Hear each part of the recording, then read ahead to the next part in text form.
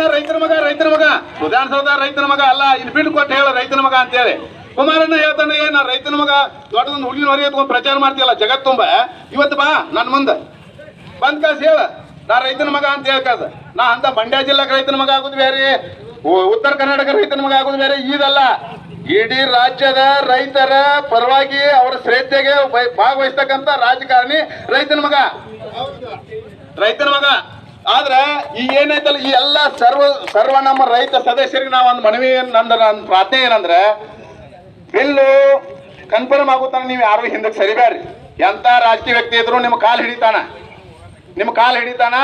ಆದ ಕಾರಣಕ್ಕೆ ನಾವು ನಿಮಗೆ ಕ್ಷಮೆ ಕೇಳೋದೇನಂದ್ರೆ, ಯಾರು ಹಿಂದಕ್ಕೆ ಸರಿಬೇಡ್ರಿ. ಬೇಕಂತ ತ್ರಾಸ ಬರಲಿ, ಹೋರಾಟ ಬರಲಿ, ಯಾರೂ ಸರಿದ್ ಬೇಡ.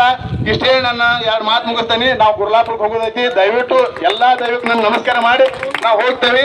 ಹೋಗಿ ಕಾಸ ಅದನ್ನ ನಾವು ಎಂತ ಬೇಕಂತ ಹೋರಾಟ ಬಂದ್ರು ನಾವು ಮುಂದೆ ನಿಂತಿರ್ತೇವೆ. ನಮ್ಮ ಪ್ರಾಣ ಅವ್ರು ಕೊಡಕ್ಕೆ ಸಾಧ್ಯದೇವೆ ಅಂತ ನಿಮಗೆಲ್ಲ ಹೇಳಿ ನಮ್ಗೆ ನಮಸ್ಕಾರ ಮಾಡಿ.